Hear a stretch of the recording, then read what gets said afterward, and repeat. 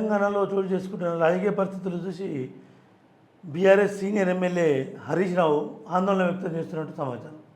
ఎందుకంటే పరిస్థితులు ఈ విధంగానే ఉంటే రాజకీయంగా తాను కూడా ఉనికి కోల్పోయే ప్రమాదం ఉందని చెప్పి తన సన్నిహితుల వద్ద వాపోయినట్టు తెలుస్తుంది.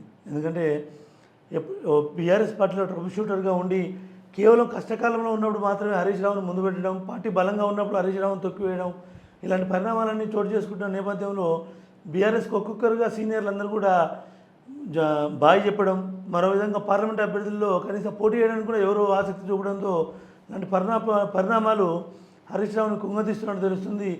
ఇక తన దారి తాను చూసుకునేందుకు ప్రయత్నాలు ముమ్మరం చేస్తున్న సమాచారం తన ప్రధానమైన అనుచరులతో ఇప్పటికే మంత్రాలు చెప్తున్నట్టు తెలుస్తుంది.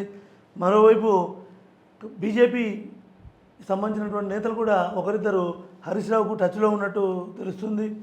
ఈ పరిణామాలన్నింటినీ బీఆర్ఎస్ నేతలు నిశ్చితంగా గమనిస్తున్నప్పటికీ పార్టీ అధినేత తీసుకున్న నిర్ణయంపైనే ఆధారపడి ఉంటుందని హరీష్ రావు తన రాజకీయ భవిష్యత్తు కోసం మాత్రం కొంత సీరియస్ అయిన ఉన్నట్టు సమాచారం.